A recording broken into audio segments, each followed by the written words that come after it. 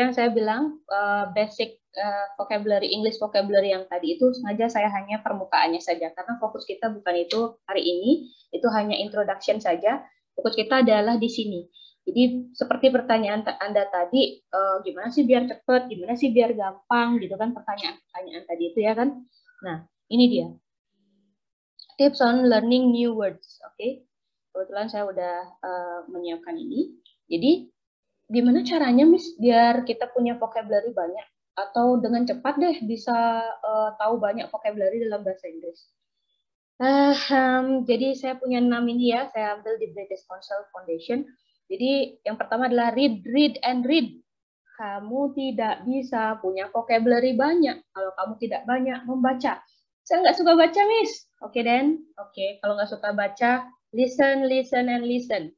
Ya, dengarkan kata-kata atau kalimat dalam berbahasa Inggris lebih sering ya dari sebelumnya gitu ya. Maka kamu akan mendapatkan vocabulary atau kata-kata baru dari apa yang kamu dengarkan.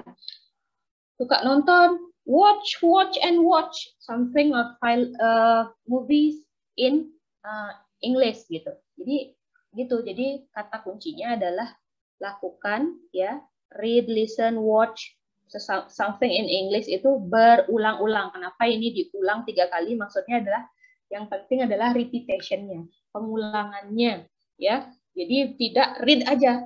Kalau read aja terus habis itu berhenti gitu kan. Nggak dapat lagi, nggak nambah lagi gitu, nggak update lagi gitu ya. Jadi read, read, and read. Jadi never stop. Jadi read, kalau saya bisa tambahkan lagi satu kata, read, read, and read, repeat gitu ya, ulangi terus seperti itu, maka kamu akan kaya dengan kata-kata baru dan ya juga terbiasa mendengarkan atau membaca bagaimana kata itu digunakan dalam sebuah ucapan gitu atau dalam sebuah tulisan seperti itu. Lalu kemudian keep a dictionary and thesaurus handy. Oke, jadi kamus itu at least ada deh di HP-mu. Sesuatu yang sering kamu bawa kan HP ya kan, yang kayak nggak bisa hidup tanpa HP mungkin ya. Jadi pastikan di HP-mu itu ada satu dictionary online, aplikasi dictionary online, Oxford Dictionary, bisa apapun lah ya.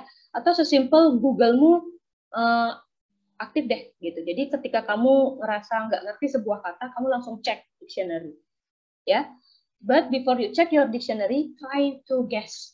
Jadi sebelum kamu ngecek kamus apa sih artinya gitu kan, coba kayak diraba-raba dulu sebenarnya apa sih maksudnya gitu. Jadi itu kan jadi challenging. Jadi biar nggak ribet gitu hidupnya, dikit-dikit nggak tahu kata langsung cek dictionary, dikit-dikit cek dictionary gitu, nggak gitu.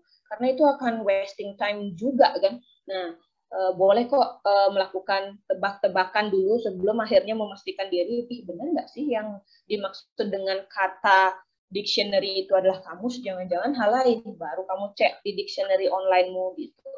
Ya, seperti itu. Lalu yang kemudian build your own dictionary. Nah, ini kalau memang kamu berkomitmen, kamu mau ngelakuin apa aja.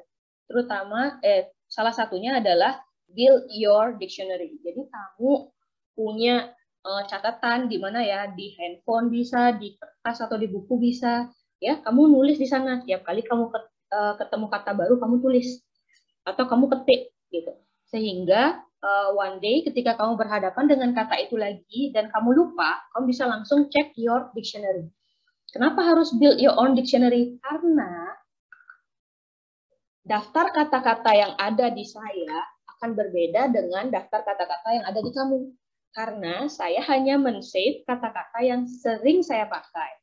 Kamu juga begitu. Kamu nggak harus punya list kata-kata yang sama dengan saya. Buat apa? Kamu toh nggak pernah pakai kata-kata yang saya punya ini gitu.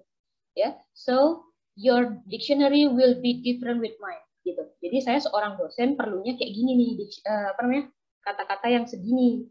Nah, kalau kamu seorang mahasiswa, oh kata-kata yang saya butuhkan segini aja gitu. Oh mungkin nanti kamu adalah, mungkin di sini mungkin ada yang bukan program studi pendidikan bahasa Inggris atau bahasa Inggris, mungkin ada yang ekonomi, ya kamu nggak usah tahu kata-kata di seputar pembelajaran bahasa Inggris gitu misalnya. Kamu cukup tahu, business English itu ada kata apa aja gitu misalnya. Ya, Jadi segitu aja cukup gitu. Jadi kata cukup itu adalah ketika kamu tahu kamu lagi ada di bidang mana sekarang dan milikilah kata-kata di bidang itu, maka itu sudah cukup. Jadi don't expect to know everything. Jadi jangan kamu punya harapan untuk saya harus tahu semua kata gitu.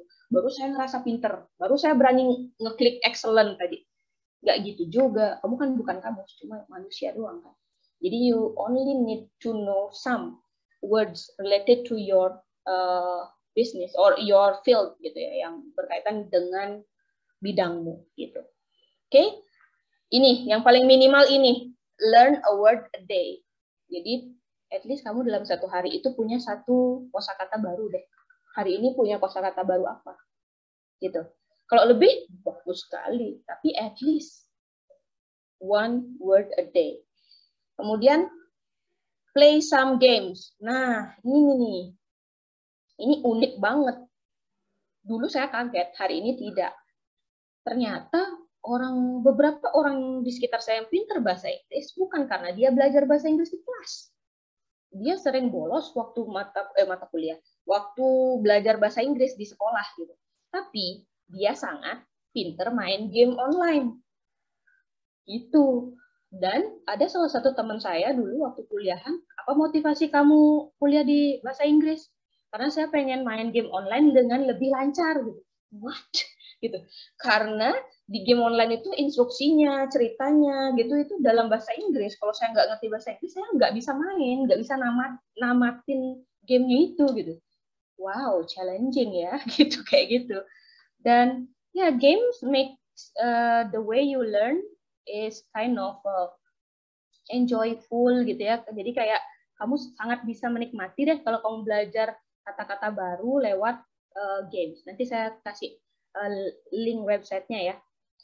Dan yang terakhir ya, the last but not the least, engage in conversation. Jadi kamu ketika mau belajar kata-kata baru itu jangan cuma tahu aja terus ditulis di dictionary-nya ya.